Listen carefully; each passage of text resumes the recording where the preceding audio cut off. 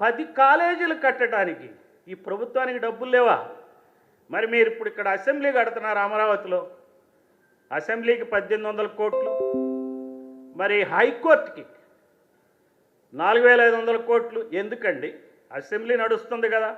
మీరు చేసే గొప్ప పనికి ఆ జగన్మోహన్ రెడ్డి హయాంలో జరిగినటువంటి అసెంబ్లీ కానీ ఈ అసెంబ్లీ కానీ ఏమున్నదండి? అందులో అసెంబ్లీలో ఏం నిర్ణయాలు చేస్తారు? ఏం సమస్యలను పరిష్కరిస్తున్నారు? మీరు ఏం గొప్పగా చర్చిస్తున్నారు చెప్పండి? ఏం చేసేదే లేదు. అదొక తూతూ మంత్రం, ఏదో కాలక్షేపం.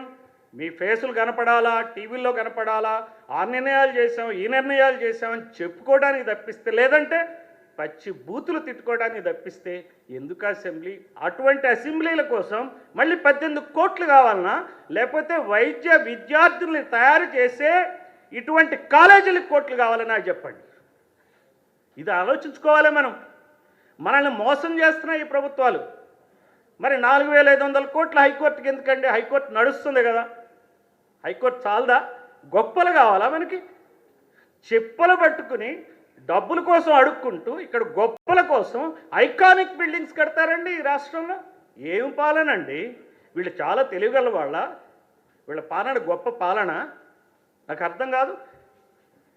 ఇది మనం గమనించాల. ఇదంతా 10 మెడికల్ కాలేజెస్ అనేది ఒక చిన్న విషయం. ఇందాక నర్సింగ్ హోమ్ కథలో లాగా ఒక పేషెంట్ ఎట్లనో ఒక చిన్న విషయమో, ఈ 10 మెడికల్ కాలేజెస్ కూడా చాలా చిన్న విషయం. ఇంకో పక్కన విశాఖపట్నం స్టీల్ ప్లాంట్ ఉంది, 27,000 ఎకరాల భూమి ఉంది, దాన్ని అమ్మేస్తున్నారు. ఈ రోజున అక్కడ వర్క్ అంతా ప్రైవేటైజ్ చేశారు. పైకి మాత్రం అది మన స్టీల్ ప్లాంటే, లోపలంతా డొల్ల ప్రైవేటైజ్ చేసేస్తున్నారు. 27,000 ఎకరాలు అప్పనంగా రేపు అమ్మటానికి సిద్ధంగా ఉన్నారు. కేవలం అప్పుంది 30,000 కోట్లే. 30,000 కోట్లకి 27,000 ఎకరాలు ఎవరన్నా అమ్ముతారండి? నాకు అర్థం కాదు. మరి ప్రైవేట్ స్టీల్ ప్లాంట్లకి ఎంతంటే అంత వేవ్ చేస్తుంది ఈ ప్రభుత్వం. 45,000 కోట్లు ప్రైవేట్ స్టీల్ ప్లాంట్స్కి వేవ్ చేశారు. నిన్నగాక మొన్న సుబ్బరామిరెడ్డి 8,000 కోట్ల రూపాయలు తీసుకున్నాడు ఎంపీగా. ఆయన అంతా సినిమా నటులతో చాలా ప్రోగ్రాంలు చేసేవాడు, శివార్చన చేసేవాడు. విశాఖ సాగర తీరంలో పెద్ద శివలింగం పెట్టి ఓహోం బోం బోం బోం అని చెప్పి చేసేవాడు సుబ్బరామిరెడ్డి. ఆయన 8,000 కోట్లు అప్పు తీసుకుంటే 5,400 కోట్లు ఈ బ్యాంకులు వేవ్ చేశాయి. ఏంటండి ఇది? ఏం పాలని చెప్పండి? ఎవరన్నా మాట్లాడుతున్నారా? ఎక్కడన్నా ఈ విషయం వస్తుందా? ఏ పేపర్ అన్నా రాస్తుందా? ఏ టీవీ అన్నా చూపిస్తుందా? మామూలు విషయాలను అయితే గంటకి మనకి అసలు బుర్ర బద్దలయ్యేంత వరకు చూపిస్తారు. అవి చూడలేక ఈ మధ్య టీవీలు చూడటం కూడా మానేశారు జనాలు. ఓన్లీ మొబైల్ సోషల్ మీడియాకే అంటిపెట్టి కూర్చుంటున్నారు. ఈ రకమైనటువంటి దుర్మార్గమైన పాలన నడుస్తుంది. ప్రైవేటైజేషన్ దిశగా ఈ రాష్ట్రాలు పోతున్నాయి. రాష్ట్రాన్ని అమ్మేస్తున్నారు. జగన్మోహన్ రెడ్డి హయాంలో కృష్ణపట్నం పోర్ట్ అమ్మేశారు, గంగవరం పోర్ట్ అమ్మేశారు. అదానీ కూడా ఇక్కడెవరో ఒక ముఖ్య నాయకుడి గడ్డ డబ్బులు ఇచ్చాడని చెప్పి ఆరోపణలు వచ్చినాయి. దాని మీద ఎక్కడ విచారణ లేవు. ఒక ఎవరో బొంబాయి నటి, ఆమె మీద ఏదో అయితే ఐపీఎస్ ఆఫీసర్లు అరెస్ట్ చేశారు. వాళ్ళకి ఇన్స్ట్రక్షన్ ఇచ్చినటువంటి ముఖ్య నాయకుడిని అరెస్ట్ చేయరేమండి? ఏం పాలనండి ఇది? ఇదంతా పోగు చేసుకునే కాలం, డబ్బు పోగు చేసుకునే కాలం. మనం గమనించాలా. ఈ 10 మెడికల్ కాలేజెస్ని దృష్టిలో పెట్టుకుని ఈ నష్టం అంతా కూడా ఎవరికి అవుతుందో కూడా మనం గమనించాలి. ఎవరికి నష్టం అవుతుందండి? 10 మెడికల్ కాలేజీలు ప్రైవేట్ వ్యక్తుల కంటే ఎవరికి ఇస్తారు చెప్పండి? పేదవాళ్ళకి ఇస్తారా? ధనికులకి ఇస్తారా? ధనికులకి ఇస్తారు. ఎవరు? ఎస్సీలకు ఇస్తారండి? ఇస్తారా? ఎస్టీలకు ఇస్తారా? ముస్లింలకు ఇస్తారా? బీసీలకు ఇస్తారా?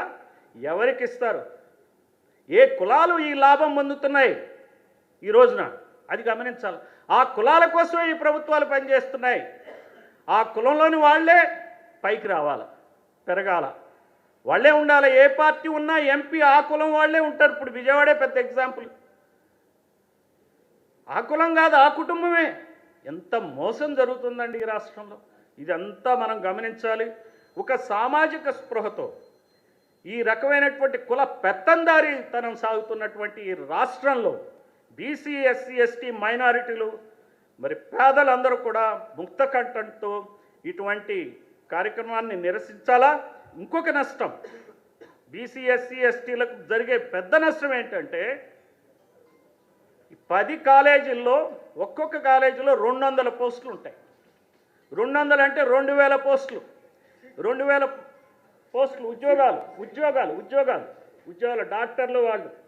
ఈ 2000 ఉద్యోగాల్లో 1000 ఉద్యోగాలు ఎస్సీ ఎస్టీ మైనారిటీలు కోల్పోతారు. ప్రైవేటు వ్యక్తులకు వెళ్తే ప్రైవేటు వాళ్ళు ఇష్టం వచ్చిన వాళ్ళని పెట్టుకుంటారు. రిజర్వేషన్లు ఉండవు.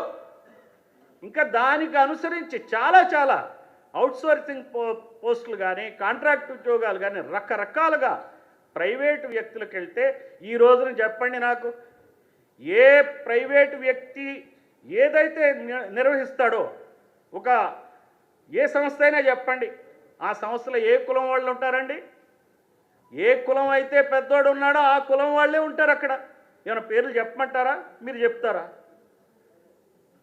అక్కడ రిజర్వేషన్లు ఉంటాయా? ఒక టీవీ ఛానల్ చూసుకోండి, ఒక రామోజీ ఫిల్మ్ సిటీ చూసుకోండి, ఒక సాక్షి చూసుకోండి, భారతీ సిమెంట్స్ చూసుకోండి, ఏమన్నా చూసుకోండి. ఏ కులం అయితే అది ఓన్ చేస్తుంది ఆ కులానికి సంబంధించిన వాళ్ళే మేనేజర్సు, వీళ్ళందరూ టాప్ పీపుల్ అంతా వాళ్ళే ఉంటారు. కింద మళ్ళీ క్లాస్ 4 సిబ్బంది బీసీ ఎస్సీ ఎస్టీ మైనారిటీలు ముస్లింలు ఉంటారు. ఎంత అన్యాయం అండి! ఈ రోజున మనం ఇదంతా గమనించాలా. ముక్త కంఠంతో బీసీ ఎస్సీ ఎస్టీ మైనారిటీలు ఒక వేదిక మీదకి రావాలా.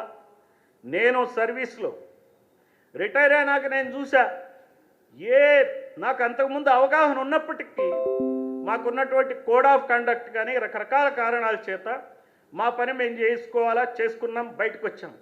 నేను అనుకున్న ఇంత అన్యాయం ప్రజలకి చెప్పకపోతే, తెలియకపోతే ఏం లాభం? నేను ఒక బీసీ స్కాలర్షిప్ చదువుకుని, బీసీ స్కాలర్షిప్ వల్లే చదువుకున్న బీఎస్సీ అగ్రికల్చర్ బీఎస్సీ, లేకపోతే నేను అగ్రికల్చర్ బీఎస్సీ చదివేవాడిని కాదు.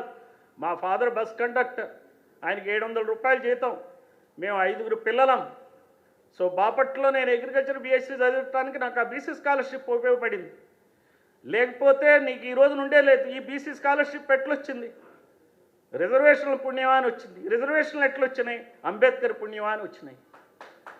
సో ఈ రోజున మనం అదంతా గమనించాలా. అంబేద్కర్ స్ఫూర్తిగా, జ్యోతిబా పూలే స్ఫూర్తిగా మరి ఎన్ని రకాలైన నష్టాలు సమాజానికి జరుగుతున్నాయో గమనించి మన వాళ్ళకి చెప్పాల్సిన అవసరం ఉంది. మన గురించి ఎవరూ చెప్పరు, వాళ్ళ గురించే వాళ్ళు చెప్తారు. ఈ రోజున 2 పేపర్లు చూడండి, వాళ్ళ గురించే చెప్తారు. ఏ సమస్య అయినా వాళ్ళ సమస్య, మన సమస్య. బాలకృష్ణ ఏదో అన్నాడు అసెంబ్లీలో, దానికి వెంటనే చిరంజీవి కోపం వచ్చింది.